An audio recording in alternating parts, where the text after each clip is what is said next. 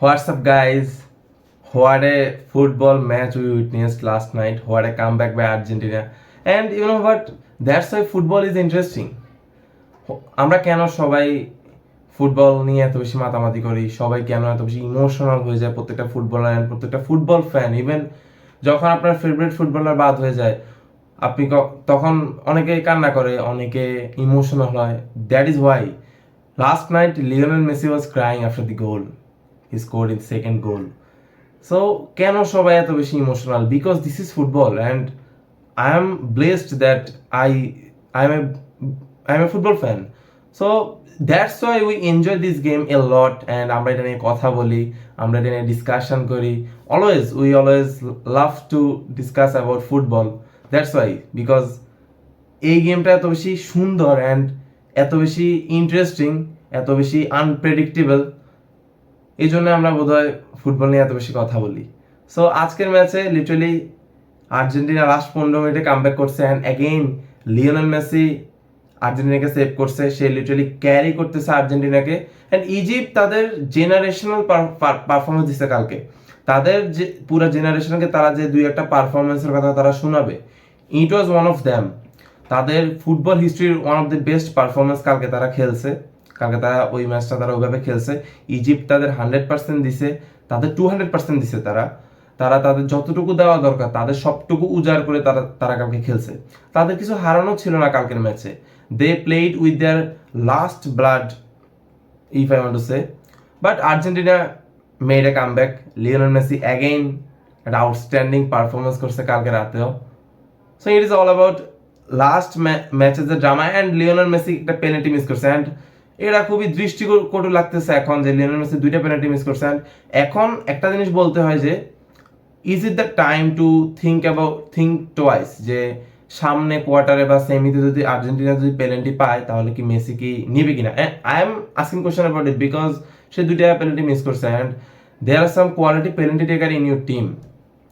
Julian Alvarez ভালো penalty মারতে পারে, অ্যাথলেটিকোর সাথে সে সবসময় পেনাল্টি মারে। পারাদেস পেনাল্টি স্কোর করতে পারে। এনজো ফার্নান্দেস, ম্যাকালিস্টার, ওরাও তার টিমের হয়ে পেনাল্টি মারে। ম্যাকালিস্টার লিভারপুলের penalty taker. So they need to think about it যে লিওনেল মেসি কি সামনে পেনাল্টি মারবে কিনা। মারতেও পারে, লিওনেল মেসি মারলো, আমি এটা নিয়ে কোশ্চেন করবো না। But they need to think যে যেহেতু সে দুইটা পেনাল্টি অলরেডি মিস করছে, পেনাল্টি মিস করে সে ওয়ার্ল্ড কাপের top scorer. if a player will miss 2 penalty and he will be the top scorer of this tournament, I'll take it.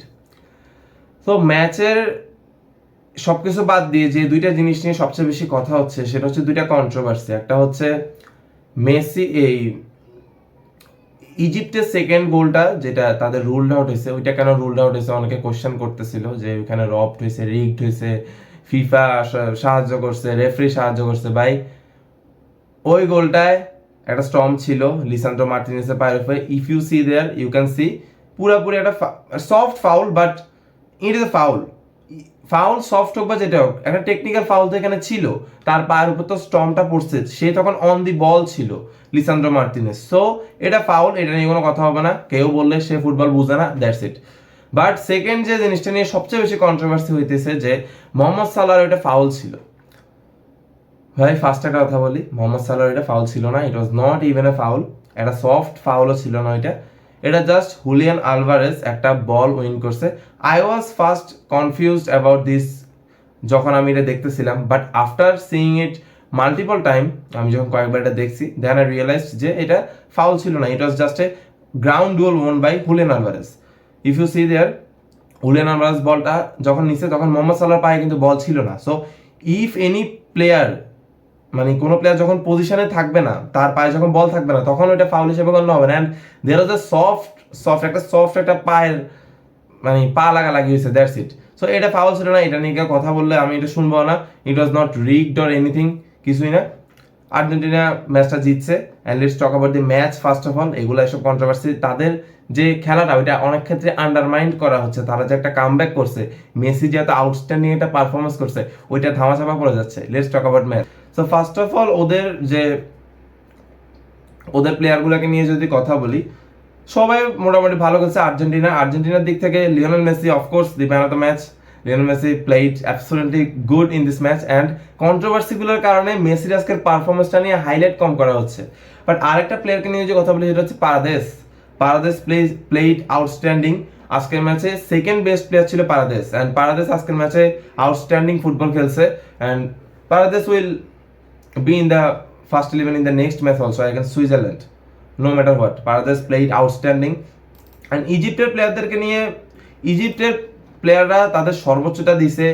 Hasan তাদের যে রাইট উইং এ যে প্লেয়ারটা গেছে হাসান প্লেড আউটস্ট্যান্ডিং, দেন তাদের জিকো গোল স্কোর করছে, তাদের যে পুরো back line they played outstanding, Hani Hafez Rabia Ibrahim goal score করছে, এবং তাদের যে Subeir he was literally saving everything in the first half. সে যে গোলগুলো খাইছে, ফার্স্ট গোলটা তো সে সেভ দিছে, বাট পরে যে গোল খাইছে তার হাতে লেগে গোল খাইছে, এন্ড লিওনেল মেসি গোলটা তো তার হাত লাগছিল। So every player gave their 100%, but at the end they lost. So they will, তারা তাদের হেড অফ করে তারা মাঠটা ছাড়ছে, তারা আর্জেন্টিনার সাথে এই পরিমাণ ভালো পারফরমেন্স দিছে, it is well enough for them. So আজকের ম্যাচের স্ট্যাটিস্টিক মোটামুটি এটাই ছিল। স্ট্যাটিস্টিকে এক্সপেক্টেড গোলে আর্জেন্টিনা 2.84 XG, 19টা শট নিছে, 60টা শট তাদের টার্গেট ছিল। তো আর্জেন্টিনা কেপ ভার্ডের সাথেও তারা খারাপ ফুটবল খেলছে, বাট আজকের ম্যাচের খারাপ ফুটবল মধ্যে তাদের পজিটিভ দিকটা ছিল কেপ ভার্ডের সাথে তারা চান্সেস কম ক্রিয়েট করছে তুলনামূলক। আজকের ম্যাচে তারা অনেক বেশি থ্রেটনিং ছিল in the attacking third, but অনেকগুলো সেফ অ্যান্ড অনেক কিছুর কারণে তারা গোল পায় নাই। But what was lacking in Argentina, that was their defensive transition.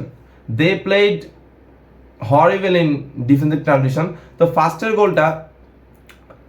ফার্স্টের গোলটাতে পুরাপুরি এই প্লেয়ারটাকে আনমার্ক করা ছিল, একটা ফ্রি হেডার, অনেকটা ফ্রি হেডার মতোই গোল স্কোর করছে। লিসান্দ্রো মার্তিনেস ছিল মেবি প্লেয়ারটার সাথে, সে ভালো মতো এরিয়ালি তাকে হ্যান্ডেল করতে পারে নাই, অ্যান্ড গোলটা তো আরো বেশি হরিবল ছিল।